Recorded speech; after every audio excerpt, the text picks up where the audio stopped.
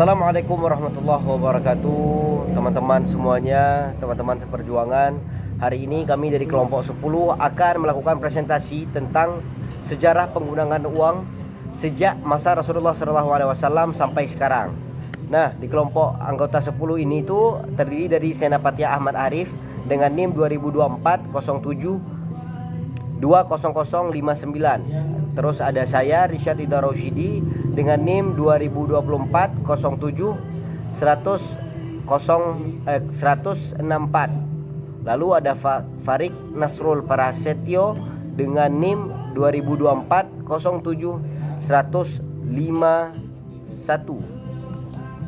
Nah, teman-teman, latar belakangnya pada masa lalu kita sering melakukan pembayaran transaksi dengan cara tukar menukar uang dengan barang dan barang. Sekarang pertukaran tidak hanya dilakukan dengan kedua benda itu, melainkan menggunakan nilai uang yang terdapat di dalam bank yang ada sekarang. Negara maju seperti Jepang, China, US, pembayaran yang mereka lakukan menggunakan salah satu aplikasi dalam handphone kita, biasa disebut dengan e-money. Nah, definisi uang menurut Islam, teman-teman. Secara etimologi, definisi uang, nuqud, adalah al-naqdu, yaitu tunai, lawan dari tunda, yakni memberikan bayaran dengan segera atau lebih mudah dipahaminya, yaitu pembayaran yang dilakukan secara langsung, bukan kredit. Dalam hadis Jabir disebutkan bahwa naqadani at-taman, yakni membayarku dengan tunai, kemudian digunakan barang yang sudah dibayarkan tersebut, penggunaan kata masdar. Nah, definisi uang dalam ilmu konvensional. Uang dalam ilmu ekonomi tradisional didefinisikan sebagai setiap alat tukar yang dapat diterima secara umum. Dalam ilmu ekonomi modern, uang didefinisikan sebagai suatu yang tersedia dan secara umum diterima sebagai alat pembayaran bagi pembelian barang-barang dan jasa-jasa serta kekayaan berharga lainnya, serta untuk pembayaran hutang. Lalu teman-teman, kita di sini dapat melihat ada 4 fungsi uang. Yang pertama itu alat tukar atau medium of exchange yang dapat mempermudah pertukaran. Yang kedua itu satuan hitung, unit of account. Berfungsi untuk menilai barang atau jasa, mengukur kekayaan, menghitung pinjaman, dan menetapkan harga. Yang ketiga itu ada alat penyimpan nilai valuta, karena dapat digunakan untuk mengalihkan daya beli dari masa sekarang ke masa mendatang. Lalu yang terakhir, standar pembayaran di masa mendatang atau standard of demand payment.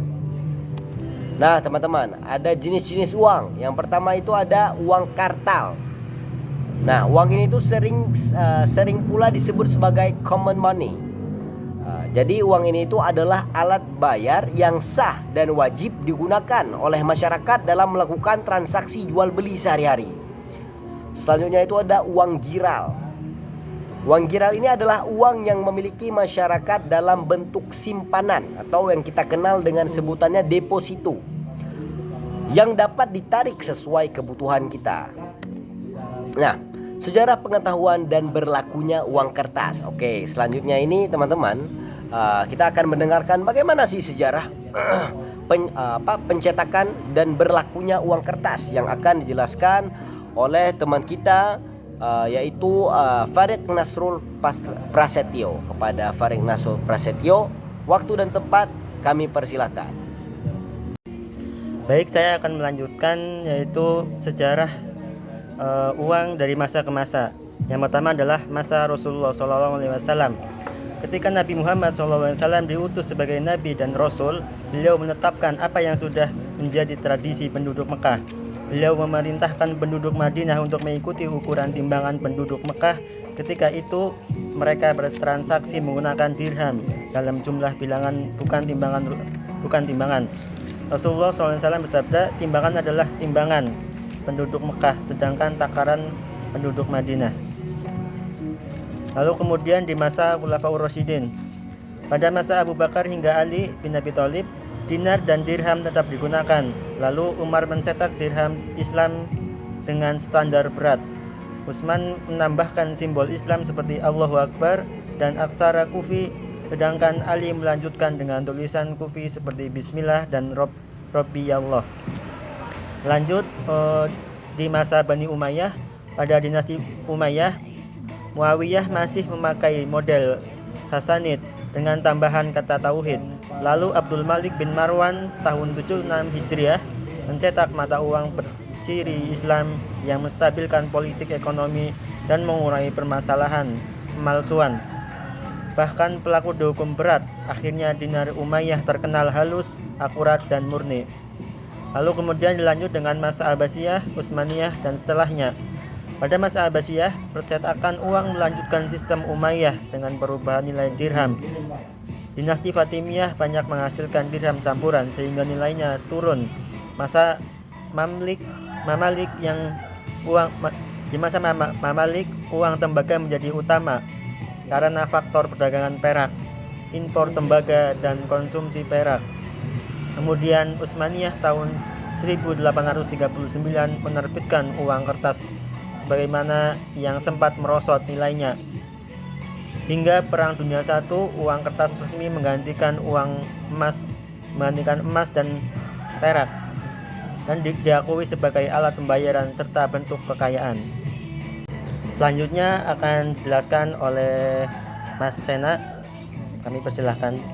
Oke, selanjutnya yaitu reformasi alat tukar di masa sekarang.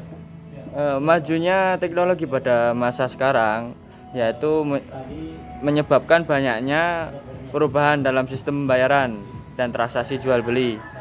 Sekarang banyak bermunculan alat teknologi yang digunakan untuk pembayaran termasuk uang. Pada masa kini untuk pembayaran menggunakan e-money atau electro-money. Dan untuk kesimpulannya yaitu masa Rasulullah SAW hingga Khalifah Umayyah dan Abbasiyah, pertukaran uang menggunakan emas atau dinar atau perak atau dirham. Di masa Fatimiyah banyak beredar dirham campuran sehingga nilainya menurun. Lalu masa Salahuddin Al-Ayyubi, bahan baku emas tidak mencukupi untuk mencetak dinar karena peperangan.